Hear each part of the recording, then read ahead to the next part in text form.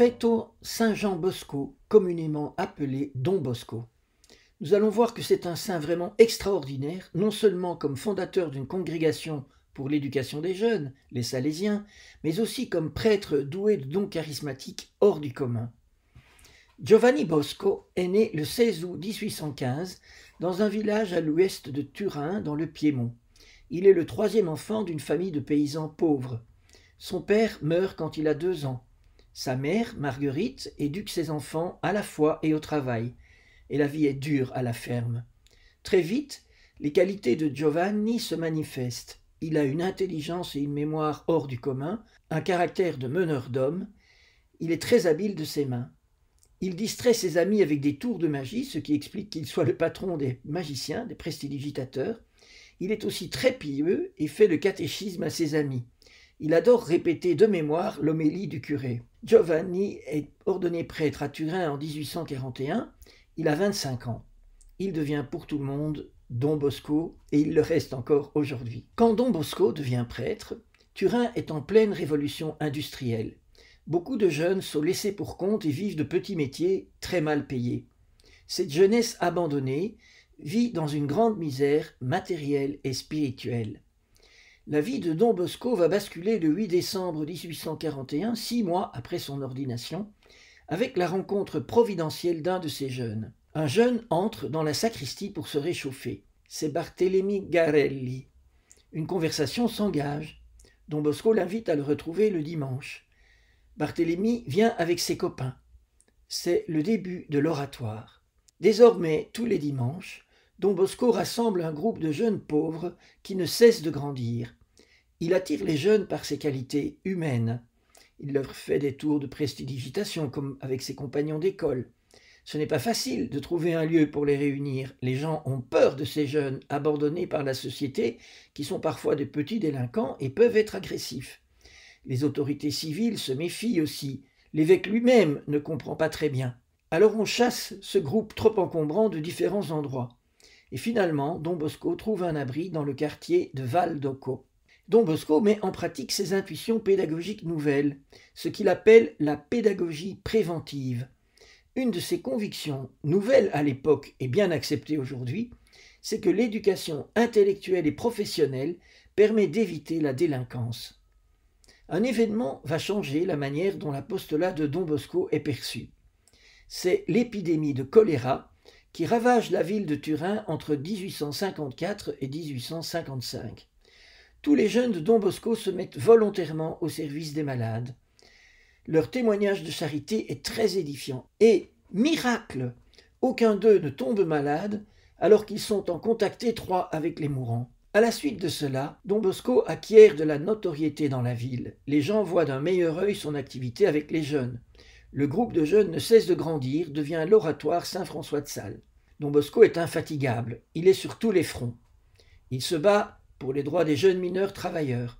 Il obtient pour eux des contrats de travail pour mineurs, des protections sanitaires. Il fonde même une mutuelle salésienne. Il obtient que les mineurs en prison puissent sortir quelques heures par jour pour apprendre un travail et ne pas retomber dans la criminalité à leur sortie. Il commence des cours du soir en 1844, un foyer d'apprentis en 1847, une école secondaire et des camps de vacances en 1848 et différentes autres œuvres. Il fonde une nouvelle congrégation, la Société de Saint-François de Sales en 1854. Ce sont les Salésiens qui se répandent rapidement dans le monde entier. Il écrit aussi pour ces jeunes des manuels scolaires. Il publie aussi en 1876 un traité de pédagogie où il expose sa méthode préventive en éducation. Très vite, la maman de Don Bosco vient assister son fils dans son œuvre.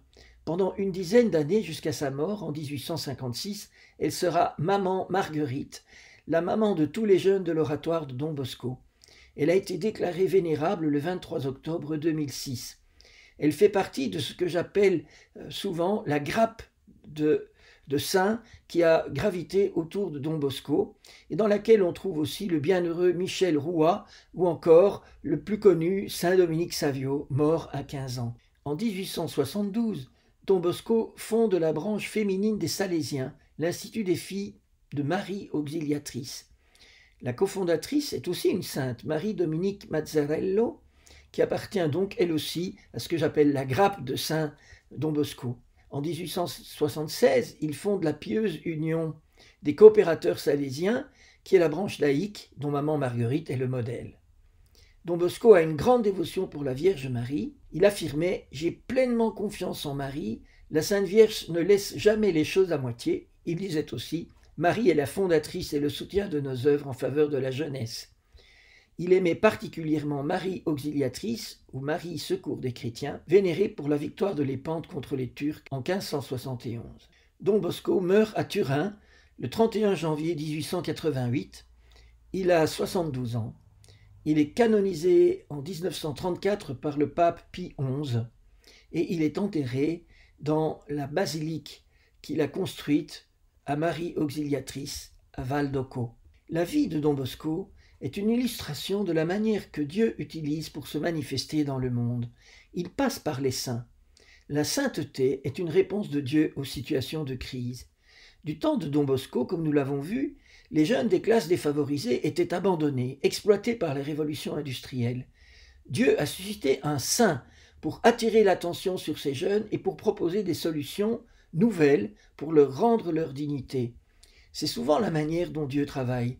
Devant un problème, dans une crise, il suscite un saint qu'il soutient activement pour réaliser une œuvre qui va changer la situation et indiquer une porte de sortie.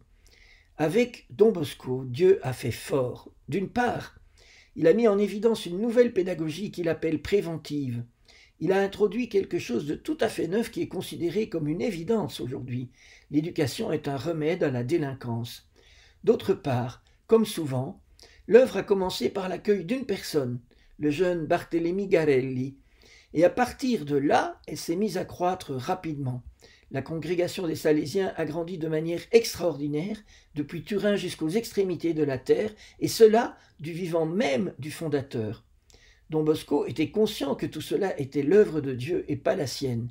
Rappelez-vous ce qu'il disait « Si je n'avais pas une confiance totale en Dieu, je m'effrayerais de voir notre congrégation se développer à un rythme pareil. » Tout cela indique que l'œuvre de Don Bosco est vraiment l'œuvre de Dieu. Elle est née dans un contexte sociopolitique difficile.